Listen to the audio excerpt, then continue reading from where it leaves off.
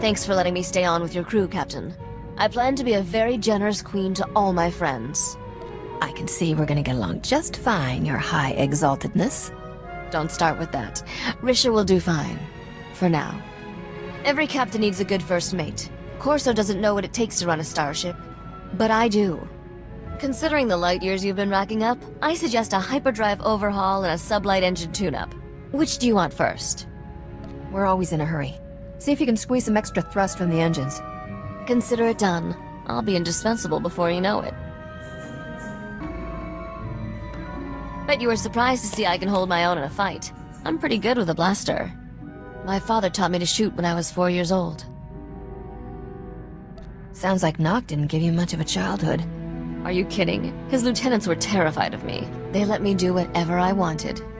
Father wanted me self-sufficient as early as possible. Said I'd need it to survive. He was right. I still remember the day he told me he was going to sleep for a while. Said I was on my own. Tell me he at least gave you credits before he froze himself into carbonite. He wasn't the greatest father in the galaxy, but he planned ahead. Gave me a blaster, a starship, and plenty of credits.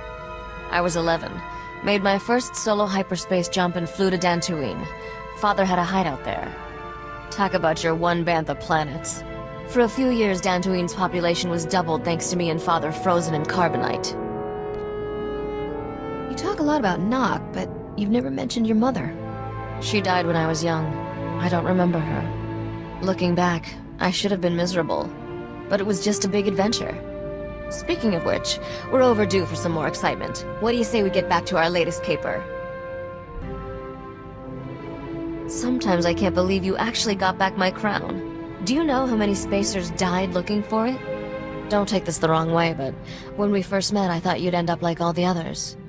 I'll always beat the odds. You can count on that. Why do you think I stayed with you? I'm hoping some of that luck rubs off. What I'm really saying is, thanks. I wouldn't be where I am without you. You don't have to thank me, Risha. We're not business partners anymore. That's all the more reason to say something. Anyway, didn't mean to slow us down. I'm sure we have plenty to do. I think I figured out why we get along so well, Captain. We're both restless people. It's how we survive. Trouble loves us, and we just keep on moving. Eventually, Trouble gets tired of following and gives up. There's always more trouble where that came from. Exactly. Isn't it wonderful? There wasn't nearly enough trouble growing up on Dantooine. After being a crime lord's daughter, sitting around got dull real quick. I had a big library of holo recordings from my father, but I could only watch them so many times. Never figured Nock for the sentimental type. He left you a bunch of holos dispensing his life's wisdom? If by wisdom you mean teaching me how to become a criminal, then yes. He was a good teacher, very detail-oriented. By the time I was 14, I'd had enough. I buried Father's carbonite chamber someplace safe and hit the hyperlanes with a new identity. Those were good times. I met Drayen and Adila, got mixed up with Beryl Thorne, lived a life of crime. Every time I see some idiot scrubbing tables at a cantina, I think of how lucky I am. Normal jobs are for people who aren't smart enough to earn a real living. I'm starting to enjoy these chats, but I'm feeling restless. Let's go find some trouble. I envy you, Captain. You'll always be free to do as you please. That all changes for me, once I'm a queen. I thought the whole point of ruling a planet was to do whatever you feel like. My ancestors tried that. Didn't work out. I've studied records about the Drayen dynasty. They started from humble beginnings, distinguished themselves as war heroes, officially anyway. In reality, they backstabbed their way to power just like every other ruler. Some were better at it than others. Why didn't Nock make his own play for the throne? He was king of the backstab. He knew recovering the crown was essential to establishing legitimate rule. It's not enough to conquer a world, you have to hold it too. Father had his failings, but he inspired loyalty. Whenever he defeated a rival gangster, he always freed the enemy slaves. He gave them a choice. Join him or take their chances elsewhere. No recriminations for anyone who left. The rest became family. Interesting way to recruit new talent. How many slaves actually signed on? Those people had a lot of anger issues. Most were excited to have a job that let them express it. There was this one little Twi'lek girl who joined us. Best thief I ever met. Got into all sorts of trouble together. We were like sisters, but when Father's organization collapsed, we got separated. I never found out what happened to her. Never too late to find her. If she's as good a thief as you say, she might come in handy. That was a long time ago. Sometimes it's better to leave the past alone. You're really bringing out my chatty side today. That usually means I need to get some exercise. Let's find something more exciting to do than stand around. I'm reviewing the holovids of Drayen. Beautiful planet. Amazing oceans and forests. One of these days I'll have to see it in person. How can you be sure the planet's even worth ruling? For all you know, it smells like a wet bantha. I hire Bothan spies to pose as tourists and record everything for me. Even the smells. Father warned me to stay away from that planet before he went into hibernation. The spaceport has genetic scanners keyed to the Drayen bloodline. The King's doing everything in his power to keep me away. I'm not taking over without inside help. Until then, I have the holovids. If I'm going to take over Drayen, I can't keep looking for allies in the same old places. The scum of the galaxy isn't as useful when you're stealing a throne. I need a better class of accomplices. No matter what you're stealing, you can always use a little scum to grease the works. I already have that covered, Captain. You're worth 100 normal scum. And I mean that in the nicest way. There are some interesting rumors out of Drayen. Turns out the aristocracy is unhappy with the king. Some nobles are secretly rebelling. Hating the king is one thing. Putting you on the throne is something else. The point is, the planet's politics are ripe for change. All I have to do is personify that. Drayen is turning into another Alderaan. A new queen could prevent that, assuming she had the aristocracy's support. But that means taking this game to a new level. You up for that? You're the one steering the ship. I'm just along for the ride. That's not exactly true. But thanks for the vote of confidence. That was confidence, right? I've put out feelers to some key Drayen nobles. When one of them bites, be ready to pounce. In the meantime, we have plenty of other business to keep us occupied. My search for allies in Drayen's aristocracy has been interesting. Got an offer from a lesser baron. What a piece of work. Guy must think I'm an idiot. Took 2 minutes to verify he's a spy for the king. He was baiting me into a trap. Know what I like to do with traps? Turn them against whoever set them. Just one more thing we have in common. I sent the spy a phony meeting request from Nar Shaddaa. He's sending friends to help me. They're in for a surprise. Couple of Hutts owe me a favor. They promised to record the whole thing. I'll send the king a copy. Never thought I'd say this, but you're my favorite partner in crime. You make beating the odds look easy, Captain. The secret is always fighting people who are dumber than me. That appears to be most of the galaxy. Never realized you were a genius. I've definitely learned a few dirty tricks from watching you work. Think I might have found a few of my own. We'll find out at our next death-defying showdown. I can't wait. You probably think I'm chasing Drayen's throne to get rich, don't you? Credits are just a means to an end. You must want all that money for something. I've seen what bad leadership does to a place. Alderaan, Nar Shaddaa, even Coruscant. They all suffer because of who's in power. I'm not looking to plunder Drayen. I want to make it better. Run their society the right way. I knew that mercenary attitude was a lie. You're a bleeding heart do-gooder. Admit it. Don't be ridiculous. I'm talking about political survival. Every successful leader has the same strength.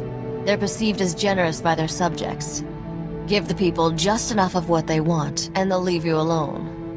That's something the King of Drayen doesn't understand. You can't give people what they want if you can't afford it. Maybe Drayen isn't as wealthy as you think. It's wealthy enough to support an aristocracy. Of course, they need to get paid off, too. I can make this work. It's all about negotiation, and I'm good at that. I'm just thinking out loud now. We should get back to business. The longer I spend here, the more it feels like home.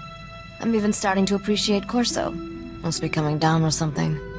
Promise me you'll visit often when I'm Queen of Drayen. Aren't you afraid being friends with a common freighter captain will tarnish your reputation? First, there's nothing common about you. Second, the whole point of being queen is that I get to do whatever I want. It'd be nice to sneak away with you for the occasional break. Go someplace dangerous. Steal something expensive. Mock the bad guys. When you think about it, being queen of a planet provides the perfect alibi. We should take advantage of that. Guess who found a potential accomplice in the Debrillion aristocracy?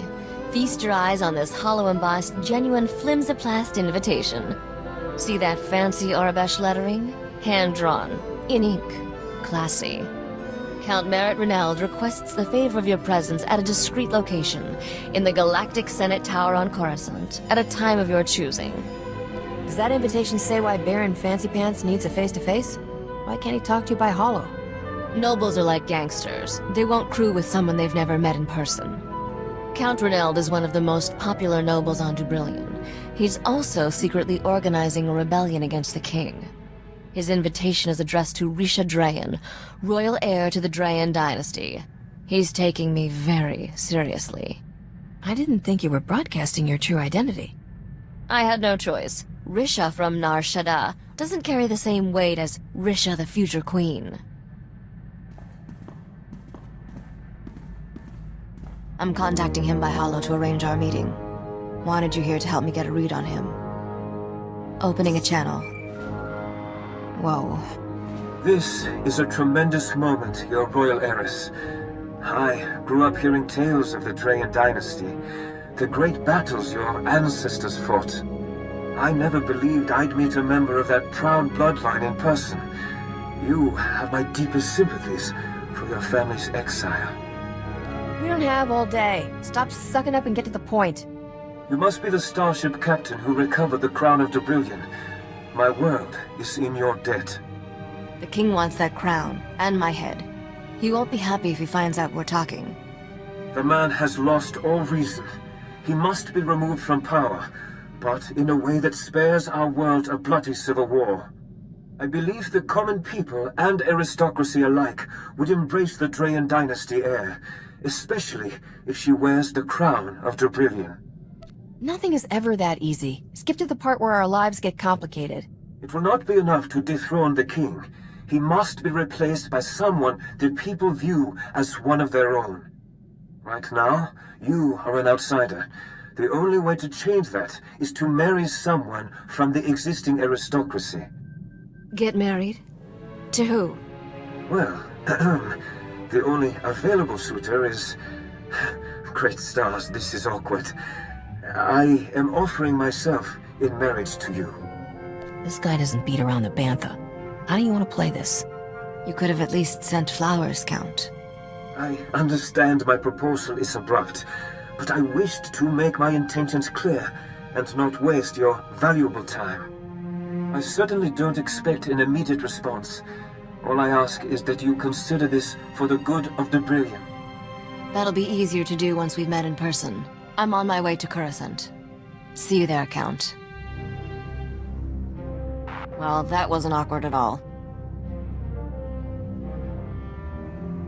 That was the worst blind date ever. You've known this guy all of 2 minutes and he proposes marriage?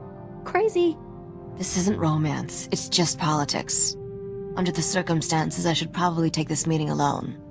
Be back soon, Captain.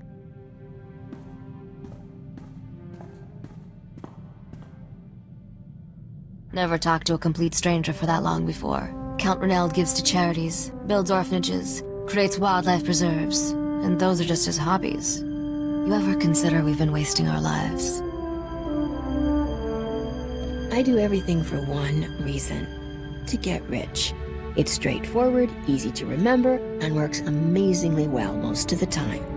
Ah, the simple life. Anyway, I left the negotiations open. I told the Count I needed time to think about his proposal. That'll give me a chance to run a deep background check.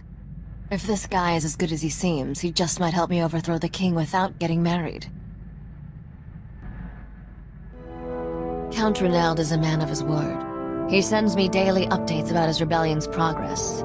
Incredibly sweet, beautifully written updates. I knew taking Debrillion's throne would be a challenge, but this is getting complicated. Merritt's every bit the man he appears to be. Even the dirt I've dug up on him turned out clean. I can't wait to hear what skeletons are rattling around his royal closet. He stole the crown jewels when he was 5, got a slap on the wrist, and he's been clean ever since. Seriously. Nothing about this guy triggers warning bells. When it comes to husbands, I could do a lot worse. I'll stop bothering you.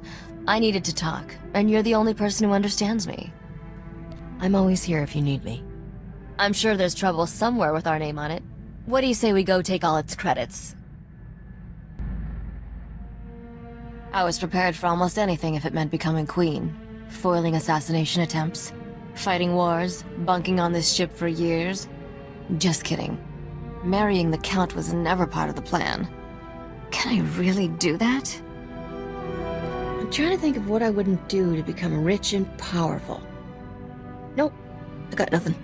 I've seen how your eyes wander every time we land on a new planet. You might get married, but could you stay that way? Ugh, I hadn't even thought about producing heirs. Not that he wouldn't be a great father. This conversation's officially given me a headache. Let's go do something outrageous. Things on Drayen have taken a turn. The king's put a death mark on Count Renald's head.